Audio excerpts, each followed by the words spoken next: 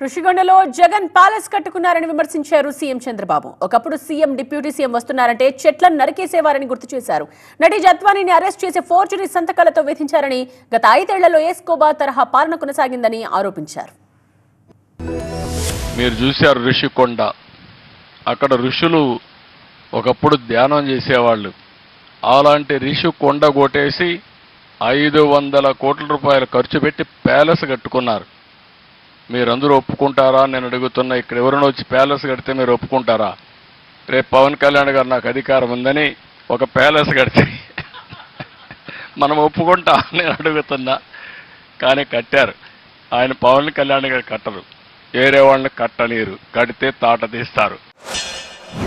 ఎవరైనా సరే ఈ యొక్క అడవులను కానీ విధ్వంసం చేస్తే వదిలిపెట్టాం. ఎవరైతే రెడ్ శాండిల్ స్మగ్లర్స్ ఉన్నారో వాళ్ళని హెచ్చరిస్తున్నా.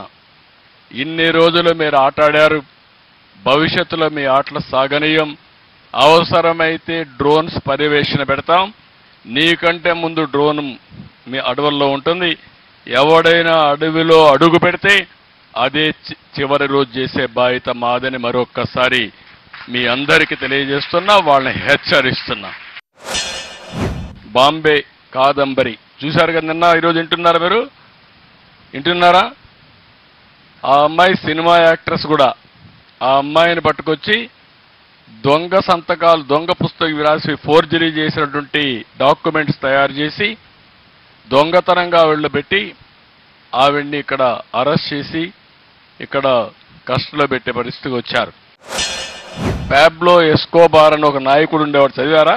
ఆ నాయకుడు ఏం చేసేవాడంటే ఈ డ్రగ్స్ వ్యాపారం చేసి 100,000 కోట్ల రూపాయలు సంపాదించి అమెరికాకు పంపించి ఆ డబ్బులు పెట్టి అక్కడ రౌడీజం చేసి ప్రజల్ని భయభ్రాంతుల్ని చేసి అడ్డం వచ్చే వాళ్ళందరినీ చంపేస్తూ ఆ ఎస్కోబార్ ఏ విధంగా ఉంటాడో మొన్నటి వరకు పరిపాలించిన పాలకుడు కూడా అదే మరుగా చేశాడు. అవునా కాదా అని మిమ్మల్ని అడుగుతున్నా.